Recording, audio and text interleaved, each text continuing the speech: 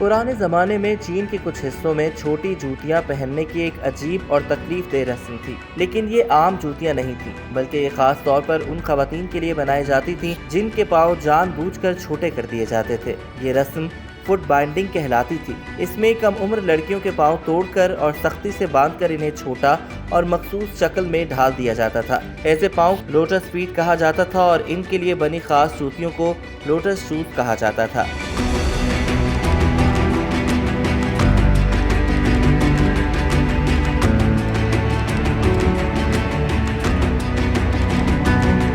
ये रस्म सबसे पहले 10वीं सदी में शाही दरबार की रकासाओं के दरमियान मकबूल हुई। फिर आहिस्ता आहिस्ता अमीर घरानों में ये रस्म रिवाज पा गई। लोगों का मानना था कि छोटे पाँव खूबसूरती और वकार की अलामत है और ऐसी औरतों की शादी अच्छे घरों में हो सकती है।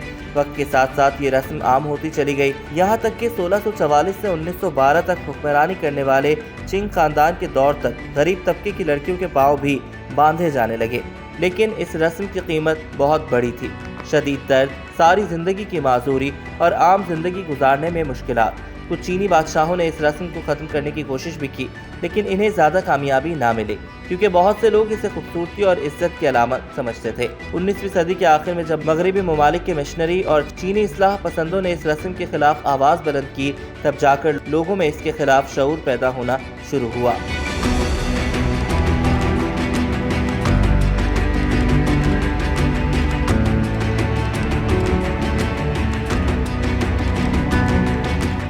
सदी के आगाज में इस पर पाबंदी लगने लगी और अमीर शहरों में ये रस्म पहले खत्म हुई, जबकि देहात में ये देर तक जारी रही।